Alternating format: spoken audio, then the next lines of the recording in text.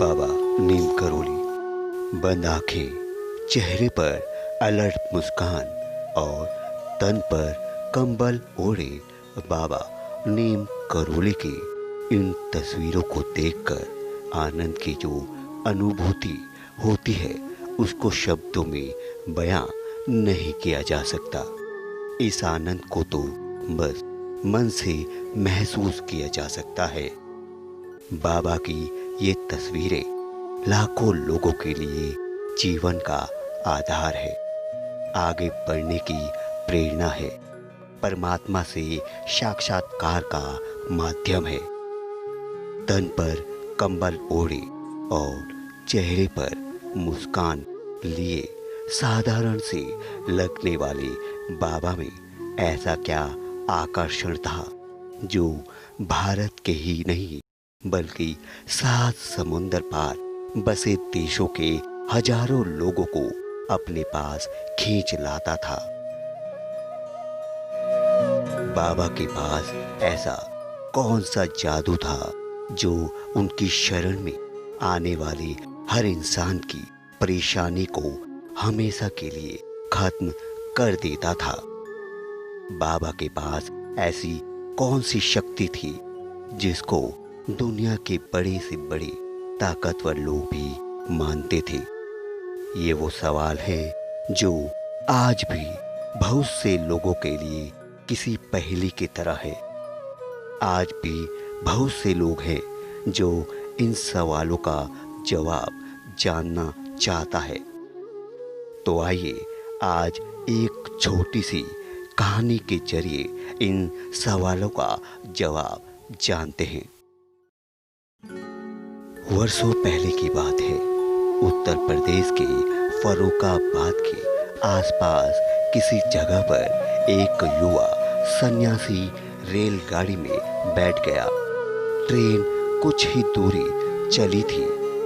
Ticket निरीक्षण यानी TT सन्यासी के पास पहुंचा और टिकट दिखाने को कहने लगा, मगर सन्यासी के पास टिकट नहीं था। इससे नाराज टीटी उस वक्त तो चला गया, मगर जैसे ही अगला स्टेशन आया उसने सन्यासी को बोगी से उतार दिया। उस स्टेशन का नाम था करौली। सन्यासी ट्रेन से उतरने के बाद वहीं आसपास एक जगह बैठ गया। उधर ट्रेन को अगले स्टेशन रवाना करने के लिए हरी झंडी दिखाई गई, मगर ट्रेन अपनी जगह पर ही रुकी रही। चालक ने एड़ी चोटी का जोर लगा दिया, मगर ट्रेन ने आगे बढ़ने का नाम ही नहीं लिया।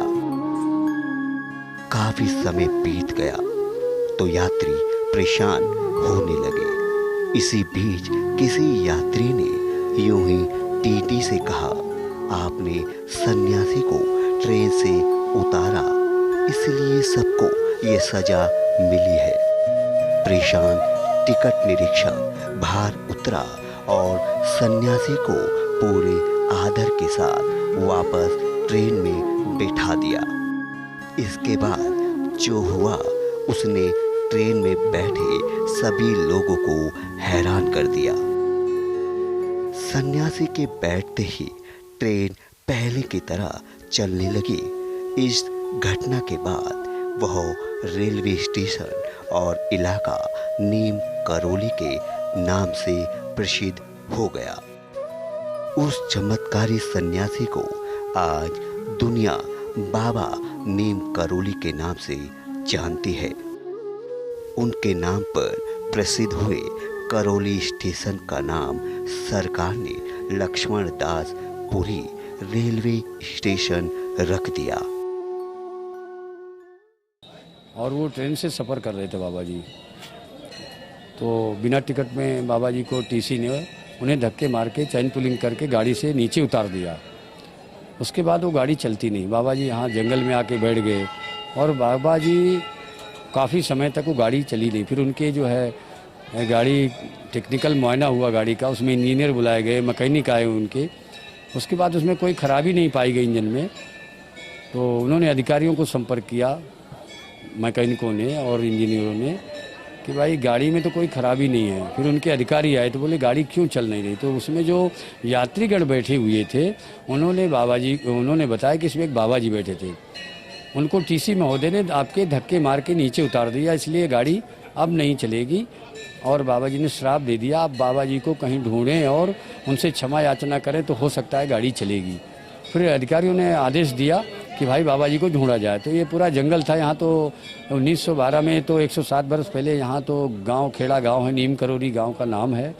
और बाबा जी इसी यहाँ पर जहाँ आश्रम आज आलीशान देख रहे हैं आप, यहाँ पर जंगल था, आम के बगीचे थे, इसमें आकर बैठ गए पेड़ के नीचे आम के। और फिर अधिकारियों ने जब आदेश किया तो उसमें जो है काफ़ी जो है यात्रीगण आए और रेल के कुछ कर्मचारी बाबा को ढूंढते हैं। तो बाबा के पास जब पहुंचते हैं जंगल में तो देखा, तो बाबा को कहते हैं कि आप जो है गाड़ी में बैठे हैं, आपकी वजह से गाड़ी नहीं चल रही है और सारे यात्री परेशान हैं, क्योंकि ये इंटीरियर इलाका है, यहाँ खाने पीने के लिए कुछ भी नहीं है।